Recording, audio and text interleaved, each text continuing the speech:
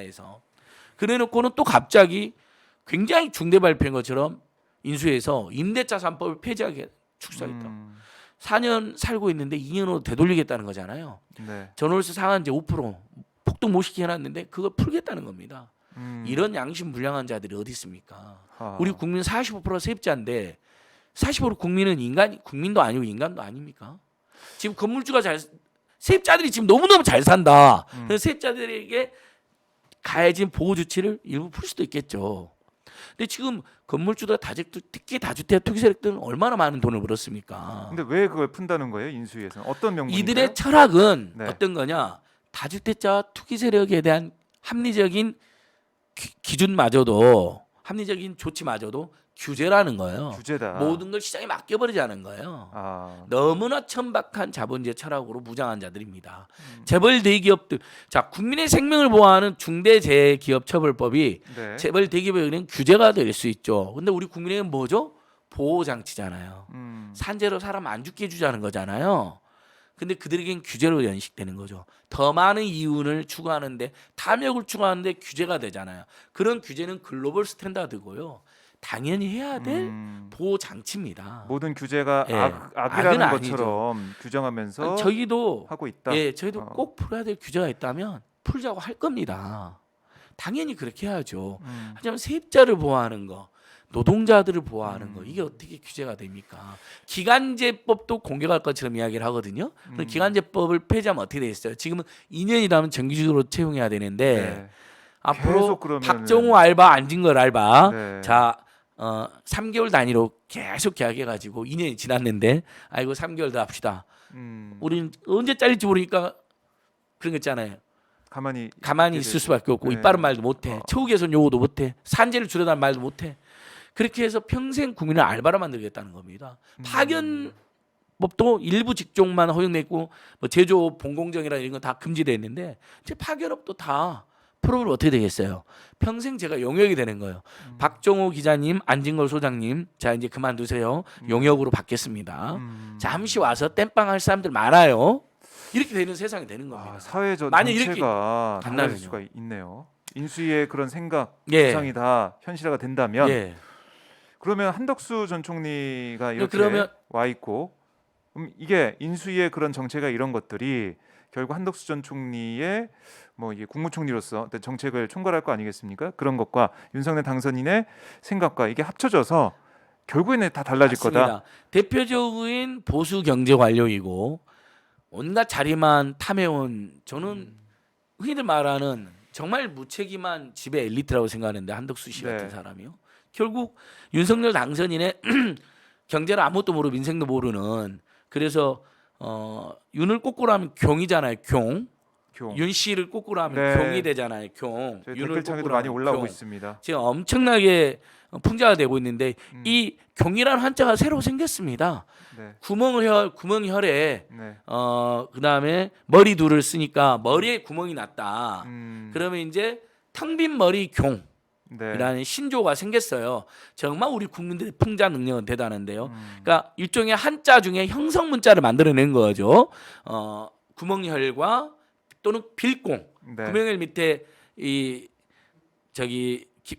이 공자 이걸 뭐라 하죠? 하늘과 땅을 연결하는 이 기계공 이 공자가 뭔 공자냐 아무튼 공업할 때 공자. 네. 예, 그게 빌공이잖아요. 네. 빌공하고 머리둘을 합친 것일 수도 있고 빌공이 아니라 구멍혈만 써도 머리도 합치면 이제 텅 빈 조합을 머리, 해가지고 새로운 예, 텅 빈 머리 경 음, 신조가 나왔는데 아마 이제 한자 문화권 아시아권에서는 화제가 될 수도 있는 문자입니다. 네. 근데 자 그런 사람을 한덕수 총리가 보완하고 수정해야 되잖아요. 이 빠른 말도 해야 되죠. 그래서 근데 자, 경제적인 그런 전문적인 식견이나 예. 정책에 대해서 그 좀 빌려온다. 예. 그런 게 근데 생각이 돼 있는 거죠. 영혼이 없는 보수 관료의 상징인 저분이 윤석열한테 노라고 할 수 있겠습니까? 저는 못한다고 보고요. 마침 본인도 시장 지상주의자에 재벌 네. 대기업 편향주의자에 국민보다는 국가 부채만 신경 쓰는 사람이라면 지금 윤석열 인수위가 말한 네. 노동자, 서민, 중소상공인, 중소기업, 빈민 사회적 약자들을 파괴하고 오히려 못 살게 구는 정책을 거침없이 추진하겠죠. 그러면 저는 국민들이 지금 경고에 그쳤지만 자 박근혜, 최순실, 이명박은 국정농단으로 탄핵되고 감옥을 갔거든요. 일종의 권력형 비리와 국정농단으로요. 네. 그러나 저는 윤석열 인수위가 윤석열이 당선돼서 이렇게 불법 불통인데 특히 서민과 민생의 삶을 파괴하는 것으로 치닫는다. 그러면 권력형 비리나 국정농단이 아니라 민생 파괴, 서민 생존권 말살로 국민적 봉기가 일어날 수 있다. 네. 이번에 저희들이 탄핵이란 걸 언급하는 건 섣부르죠. 저는 그래서는 안 된다고 주장합니다. 집회를 하다 보면 현장에서는 빨리 탄핵시켜야 된다는 여론도 있죠. 하지만 그건 집회에서 저희들이 함부로 결정할 수 있는 문제가 아니죠. 누가 결정합니까? 탄핵은 우리 주권자 국민들이 압도적인 민심이 형성됐을 때는 가능한 거거든요. 그러니까 저희가 집회에서 자유발언에서 탄핵시킵시다 한다 해서 저희들 입장도 아니고 지금 그럴 수도 없죠. 그리고 그 결정은 저희가 할 수 있는 게 아닙니다. 감히 제가 수십 년간 사회 참여해보면 알잖아요. 정권의 운명을 결정하는 것은 선거에서 그렇지만 민심입니다. 민심. 최소 60-70%의 압도적 민심이 형성돼야만이 정권도 생성이 되는 거고 중간에 4.19 혁명이든 5.18 광주민중항쟁이든 6.5 항쟁이든 2008년 촛불항쟁이든 2012년 촛불 시민혁명이든 그래야 가능한 것이거든요. 아직은 때가 이르죠. 근데 만약에 여러분 한번 애청자 여러분도 합리적으로 생각해 보십시오. 그다음에 윤석열을 지지하고 있는 시민들께도 한번 합리적으로 제안 드려봅니다. 계속해서 재벌 대기업 편만 들어주고 국민들에게 꼭 필요한 규제를 다 완화해버리고 풀어버리고 네. 그다음에 부동산 투기 세력들 다주택자를 위해서 종부세도 없애버리거나 무력화시키고 이명박 때처럼 그나마 세입자들 국민 40% 세입자들 2년에 한 번씩 쫓겨다니던 거 4년에 한 번 쫓겨다니는 게 완화한 거 그것도 매우 모자란데 그것만 후퇴시켜버리면 우리 국민들이 가만히 있을까요? 원래 6년으로 해야 된다 이런 얘기까지 오히려 있었잖아요. 6년으로 하는 게 네, 맞죠. 네. 노회찬 혁명. 전 대표뿐만 아니라 네. 민당의 다수 의원들 저희들이 주장한 게 그겁니다. 왜냐하면 자 우리가 초등학교 6년 다니죠. 네. 초등학교 들어가기 전까지 유치원까지 해서 보통 6년 살죠. 6, 7년. 그렇죠. 그다음 초등학교 6년 다니죠. 중고등학교 6년 다니죠. 네. 대학도 자 휴학, 알바, 네. 부업, 해외 연수, 어학연수 하다 보면 맞아요. 군대 6년 6년 정도 간만가요? 다닙니다. 네. 이 주거 세입자 보호 제도는요 학자하고 맞춰줘야 됩니다. 안 그러면 어떻게 됩니까? 바로 옆에 있는 학교에서 다니다가 전세금 전월세 폭등해갖고 쫓겨나거나 네. 2년에 한 번 쫓겨다니면 한 학교를 다니면서 두세 번을 음, 이사를 다녀야 되는 세입자들은 너무너무 고달픈 겁니다. 이사비 돼야죠. 부동산 중개비 돼야죠. 네. 전월세 비용 또 올려줘야죠. 학교 전학해야 되죠. 새로 적응해야 되죠. 그래서 가난한 집 아이들은 더 가난해져 버리는 겁니다. 계속. 계급이 재생산되는 겁니다. 부자들은 계속 돈으로 사교육을 다 해버리고 네. 또 강남에서 살면서 이 흔히들 말하는 이른바 상위권 대학을 싹쓸이하고 그다음에 좋은 직장, 판검사, 의사 싹쓸이하고 네. 서민들 세입자도 어떻게 되겠어요? 이사 다녀서 돈 못 쓰죠. 다니면 그럼 교육비에 투자를 덜 하겠죠? 학교 자꾸 옮기면 어떻게 되죠? 집중 적응 못 안 해서. 되죠? 예. 그럼 수업에도 차질이 있겠죠? 학습의 질에도 아, 가난한 집 아이들은 그래서 이른바 상위권 대학도 들어가는데 다 어려운 건 아니지만 일반적으로 상당히 어려워지겠죠? 네. 취업도 잘 안 되겠죠? 그게- 판검사들이 그게 다 어려워지겠죠? 연결이 이게 돼 계급이 있네요. 완전히 불평등이 완전히 대물림되는 겁니다. 참. 저는 지금 윤석열의 공약과 인수위의 기조대로 간다. 그 한덕수 같은 영혼 없는 보수 관료 완전히 자리만 탐해온 재벌대기업 편향의 시장지상주의 경제관료를 총리로 내세웠는데 윤석열하고 그게 시너지 효과를 낸다. 최악의.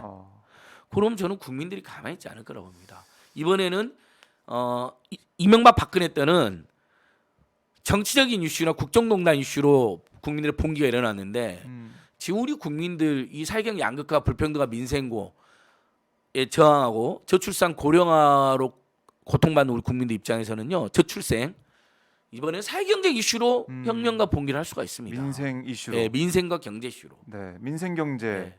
연구소 강력히 얘기- 교통 하고 계시잖아요. 경고드립니다. 예. 아니, 저는 충분히 가능하고 아, 실제로 국민의 삶이 악화되면 저부터 나서서 봉기하자, 저항하자. 네. 국민적 항쟁을 하자. 음. 끌어내리자. 1년이든 2년이든. 음. 그래야 우리가 살 수 있으니까. 음. 세입자들이, 노동자들이, 중소상공인들이 지금 중소상공인도 뭐라 그랬습니까? 50조 100조 이야기했는데 윤석열 지금 그런 얘기 하나도 안 하고 있잖아요. 50조 100조 이야기했으면 만약 이재명 됐으면 지금 제일 먼저 그것 됐을 겁니다. 코로나19에 고통받는 사람들, 중소상공인들하고 코로나19 때문에 일자리 잃은 사람들, 얼굴 깎인 사람들한테 지원금도 주기 시작. 지금 문재인 정부한테 가서 2차 추경으로 압박해서 벌써 대책이 나왔을 겁니다. 근데 지금 윤석열 3주가 넘어가죠. 지금 뭐, 용산으로의 집무실 이전 말고는 우리 국민들이 기억하는 게 없어요. 뭐 추경 같은 것도 새로운 정부가 출범한 이후에 예. 제출하겠다 이렇게 하면서 너무 늦어요. 그것도요. 그렇죠. 5월 돼서야 한다는 예. 거니까 그렇게 되면 뭐 6월은 돼야 뭐 그렇습니다. 7월은 돼야 제급이 되니까. 그 다음에 보수 기득권 지배계급을 상징하는 한덕수를 총련 내세웠어요. 젊고 찬신한 인사도 아니에요. 네.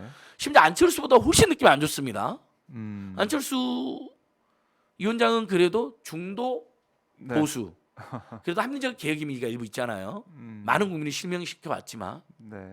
오히려 이거- 안철수 카드보다 안 좋다. 아주 최악의 카드라고 저는 생각합니다. 근데 지금 보면은 윤석열 당선인이 이 한덕수 카드를 쓴 건 인사청문회 생각도 좀 한 것 같아요. 전북 전주 그랬겠죠. 출신이고 노무현 정부 있었고. 때 관료였으니까 인사청문회 생각을 했겠죠. 민주당이 좀 살살하지 않겠냐 이런 저는 생각 좀 하는 것 민주당 같아요. 그러면 안 된다고 봅니다. 음. 근데 물론 결정적인 하자가 없으면 빨리 통과시켜 줘야죠. 저도 그렇게 생각합니다. 굳이 우리가 지금 싸울 것도 많아요. 윤석열 국민의힘 집단, 인수위 집단 지금 싸울 거 엄청 많잖아요. 지금 지적하고 벌써부터 무속 경고할 정치하는 거 게 아니냐. 많다. 그다음에 이준석 씨 지금 보세요. 사경제적 약자들 공격에 앞장서고 있어요. 그래서 그런 걸 먼저 봐야 되기 장애인들 때문에. 공격하고 국가인권이 공격하고 있어요. 네. 이들 우리가 싸울 거 많아요. 근데 한덕수랑 싸울 필요는 없죠.